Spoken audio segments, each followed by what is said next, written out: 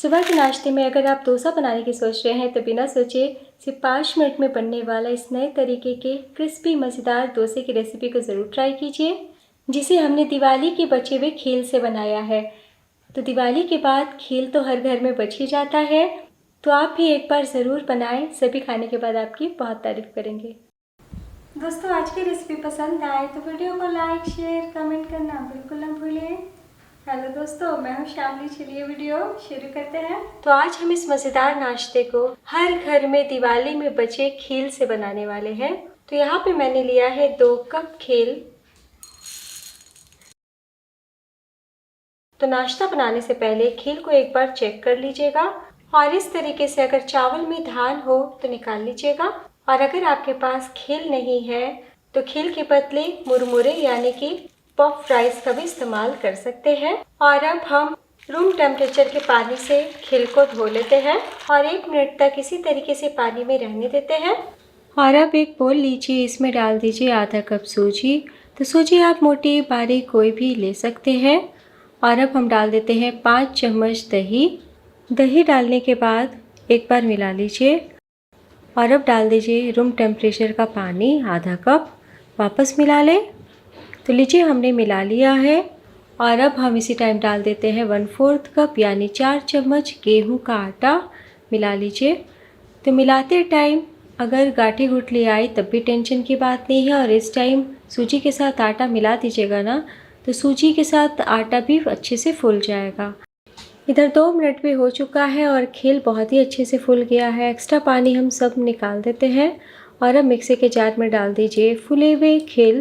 तो खील हल्के फुल्के होते हैं, इसलिए देखने में मात्रा ज़्यादा दिखती है, लेकिन बहुत ही कम मात्रा में होता है। ग्राम्स में देखें तो 50 ग्राम मैंने खील लिया है। इधर आटा सूजी भी फूल गया है। और अब हम जार में डाल देते हैं फूले हुए भींगे हुए सूजी आटा का पेस्ट। और अब साथ में डाल दीजिए 1 छोटी चम्मच चीनी। तो चीनी थोड़ा सा डाल देने से बहुत ही बढ़िया डोसा में कलर आता है और टेस्ट भी बढ़ जाता है। और अब डाल दीजिए स्वाद अनुसार नमक। नमक हल्का ही डालें। थोड़ा हम पानी डालते हैं, करीब 2 से 3 चम्मच। वापस पीस लें। तो लीजिए, हमने पीस लिया है और सभी चीज़ बहुत ही अच्छे से फिट चुकी है। बैटर हमारा डोसा का तैयार है, और अब हम एक बोल में निकाल लेते हैं। तो डोसा बैटर आपको बहुत ज़्यादा पानी की तरह पतला नहीं करना है, इसलिए पानी धीरे धीरे हिसाब से डालिएगा। जार में हम बिल्कुल भी पानी डाल के पेस्ट को नहीं निकालेंगे। तो सभी चीज़ बहुत ही अच्छे से फिट चुके हैं। इसी तरीके का बैटर होना चाहिए। और अब बहुत ज़रूरी है कि हम 5 मिनट के लिए रेस्ट पे रखें। हमने चीनी, नमक और दही डाला है, तो रेस्ट पे रखिएगा ना, तो डोसा बैटर बहुत ही अच्छे से सेट हो जाएगा। तो 4 से 5 मिनट और हो चुका है और बहुत ही अच्छे से बैटर सेट हो गया है। और देखिए, थोड़ा सा गाढ़ा भी हो गया है। टोटल मैंने 3/4 कप पानी का इस्तेमाल किया है। ऐसा हो सकता है कि आपको आधा कप ही पानी लगे, तो आप इस तरीके से बैटर बना के पहले से भी रख सकते हैं। लेकिन जब नाश्ता बनाना हो तब एकदम आखिर में डालिएगा 2 चुटकी यानी 2 पिंच बेकिंग सोडा यानी कि खाने का सोडा। तो 2 से 3 चुटकी से ज़्यादा बिल्कुल भी नहीं डालिएगा, हमें बस थोड़ा सा ही डालना है। तो हम इंस्टेंट डोसा बना रहे हैं, इसलिए थोड़ा सा डाल दीजिएगा, तो बहुत ही अच्छा टेक्सचर आता है। हल्के हाथों से मिला लीजिए। तो चलिए, बिना देर किए हम इस खील के डोसे को बनाना शुरू करते हैं। तो डोसा बनाने के लिए यहाँ पे मैंने एक तवा चढ़ाया है। मामूली सा हम ऑयल तवे पे लगा देते हैं। तो बहुत ही थोड़ा सा आपको ऑयल लगाना है। फ्लेम को हाई कीजिए ताकि तवा अच्छे से गर्म हो जाए। तवा के गर्म हो जाने के बाद हम पानी के छींटे डालेंगे ताकि तवा तैयार हो डोसा बनने के लिए। और किचन टॉवल या टिश्यू पेपर से पोंछ लेंगे। तो तवा अगर तेज गर्म हो गया है तो पानी के छींटे डाल देने से तवा सेट हो जाता है। फ्लेम को हम कम ही रखेंगे। और अब हम तवे पे डोसा फैलाएंगे। तो इस तरीके से तले से चढ़ा लें और सेंटर पे बैटर डालें, करीब 1.5 बड़े चम्मच। गोल गोल घुमाते हुए हल्के हाथों से बैटर को धक्का देते हुए फैलाएं। देखिए, कितना आसान है बनाना,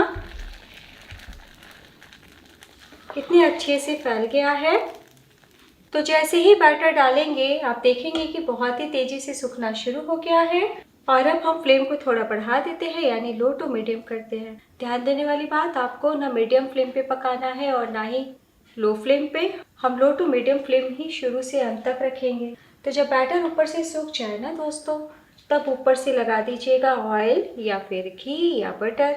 यहाँ पे मैं ऑयल का इस्तेमाल कर रही हूँ, तो थोड़ा सा ऑयल लगा दीजिएगा तो डोसा हमारा बहुत ही क्रिस्पी बनेगा, कलर भी बहुत ही बढ़िया आएगा और बिल्कुल भी ड्राई नहीं लगेगा। तो जैसे ही ऑयल लगाएं तुरंत ऊपर से डाल दीजिए 2 चुटकी सांभर मसाला। तो आप प्लेन डोसा भी बना सकते हैं, मैं थोड़ा सा फ्लेवर में बनाने वाली हूँ, ताकि अगर चटनी बनाने का मन ना हो तब भी आप बिना चटनी का खा पाए। सांभर मसाला के बदले आप मैगी मसाला डाल सकते हैं या फिर चाट मसाला भी डाला जा सकता है। और अब हम 1 चम्मच बारीक काट के प्याज डाल देते हैं, थोड़ा सा कटा टमाटर, तो टमाटर का बीज निकालते हुए काटें, और थोड़ा सा धनिया पत्ती।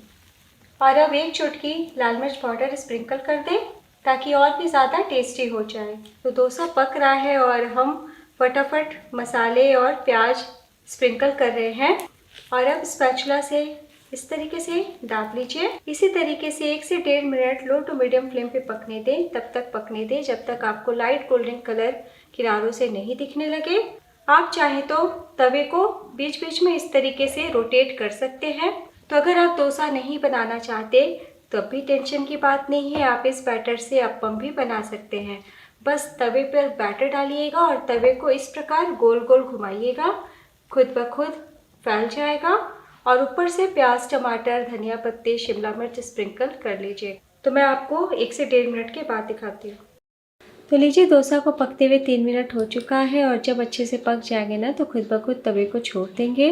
तो नॉन स्टिकी तवा या डोसा तवा पे ही इस डोसे को बनाएं और किनारे से जब लाइट गोल्डन कलर दिखने लगे तभी आपको पलटी करना है, कच्ची में बिल्कुल भी पलटी नहीं कीजिएगा। तो हमने बहुत ही अच्छे से पका लिया है, इसलिए दूसरी तरफ से डोसा नहीं पकता है, लेकिन अगर आपकी इच्छा हो तो फिर कुछ सेकंड के लिए उलट के पका सकते हैं। है ना बहुत ही आसान। तो मैं आपको अब फटाफट पलट के दिखाती हूँ। देखिए,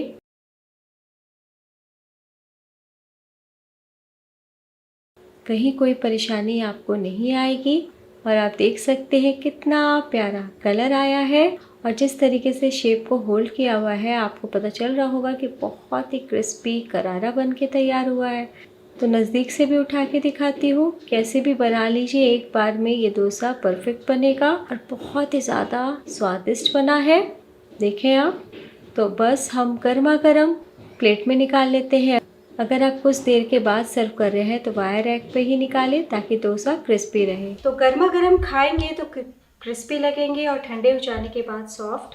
किचन टॉवल को गीला कर लें और जब जब डोसा बनाए ना तब तक गीले कपड़े से पोंछते हुए बनाएं। तो मैं आपको एक और डोसा बना के दिखाती हूँ।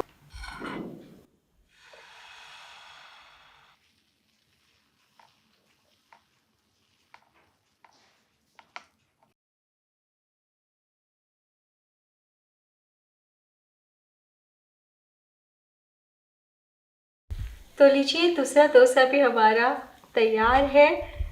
तो ये ऐसे डोसे की रेसिपी है जिसे देखते ही खाने का और बनाने का मन करेगा। तो चलिए अब हम गर्मा गर्म सर्व करते हैं।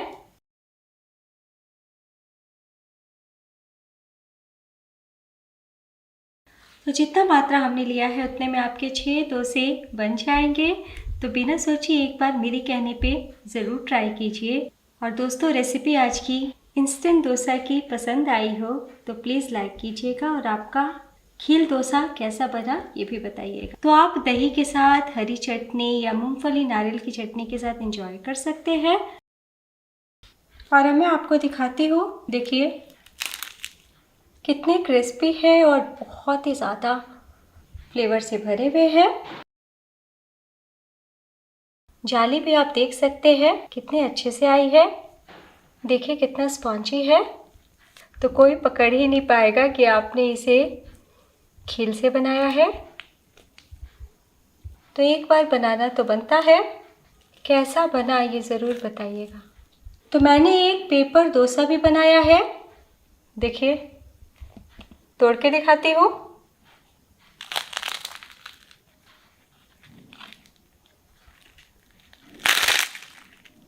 कितनी क्रिस्पी है, तो एक बार ज़रूर ट्राई करें।